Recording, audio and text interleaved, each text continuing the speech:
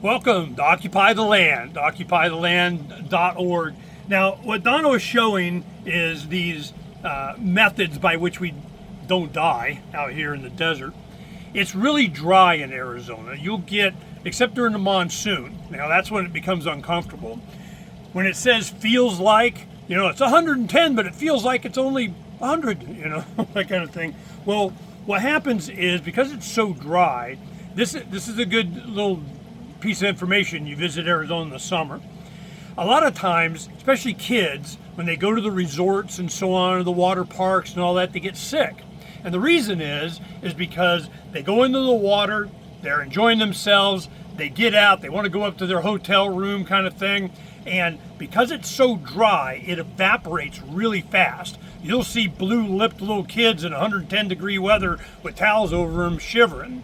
And the reason is because the water evaporates so fast, and God forbid you go inside where there's air conditioning, or you go into the hotel lobby and up the elevator and into your room and everything, and they're freaking freezing.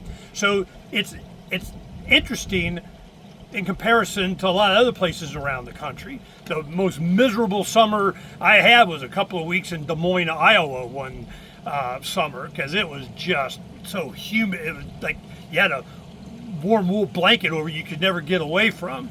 So in Arizona, even though you see 110, 120, yeah, it kind of sucks. But if you got a hat, and that's why a lot of times I'll wear a long sleeve.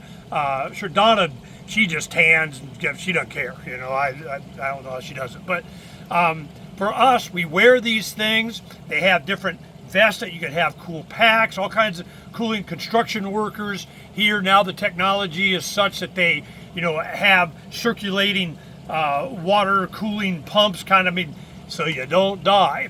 But we're very conscious of the heat. So when we're outside here, now we have a lot of wind here, so it's oftentimes canopies or umbrellas are not as effective, but we have a umbrella, a picnic table umbrella with a stand out there. If we're sitting in one place, we may have that to keep the sun directly off us. Now we come out, Donna especially comes out early in the morning, prep and do a lot of stuff, but we have a lot of responsibilities for our sites and everything and shows early in the morning. So it's a lot of times it's midday or later in the afternoon that we do a lot of the work. I out here till dark often, because I do a lot of my work in the afternoon.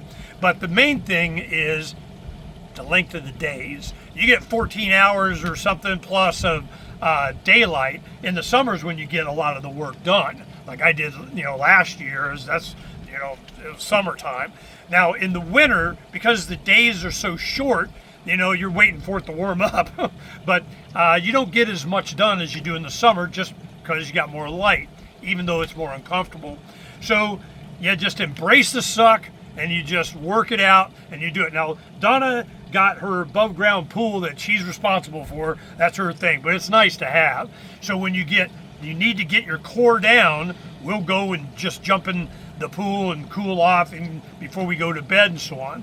Now at night, it gets down probably, except for maybe 5 to 7 weeks out of the summer, the evening temperatures drop below 80. It's in the 70s, and oftentimes it's in the high 60s. So when you wake up in the morning before the sun really starts hitting you, you could be having a blanket on or at least a sheet on you up until like 9 o'clock in the morning.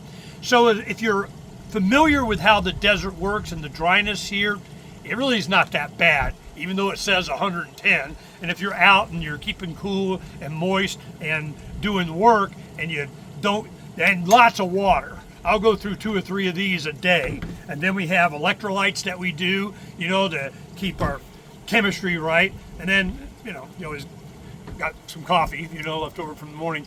So we're going to go ahead and do some little things that we have to do, some earth bags to start building up around the door frames, and we're going to be leveling out for the pour of the floor in the bathroom laundry room area. So I'm not sure we'll get to actual pouring of the cement, the concrete floor, but we'll get ready for it and probably be doing that Friday, because tomorrow we got some radio shows and so on. So you got to work everything around your life.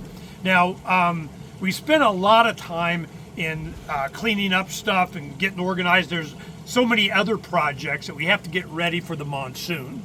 When the monsoon comes, all the rain you get, like, I don't know, the 7-8 inches a year that you get, you know, it's like more than half of that comes in about a month.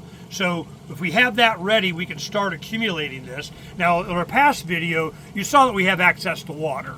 We have, I don't know, probably a couple thousand gallons of IBC totes worth of different water we have for drinking, and then water that we have for construction and that kind of thing. But we're not doing any animal husbandry or gardening yet. We're going to need lots of water for that, and that's what we're prepping for, the diversion of the water going into the sand pond, and then we'll be able to pump that. It's a process that we're going to go ahead and take you on with us, but today is we got to do some earth bagging, and the heat of the sun, the cameras don't like it, so we'll see what we can get, and we'll show you how we're doing the earth bags. It's like 3D printing a house, so we'll go ahead and show you that. And staying cool out of the sun is a thing. In the middle of the day, Donna comes in and does a lot of their computer work and so on, while I stay out here and because I wear a hat and long sleeves, so I can do it as long as I keep drinking water, Yeah, Donna can't stand the long sleeve thing. But here we go. Peace.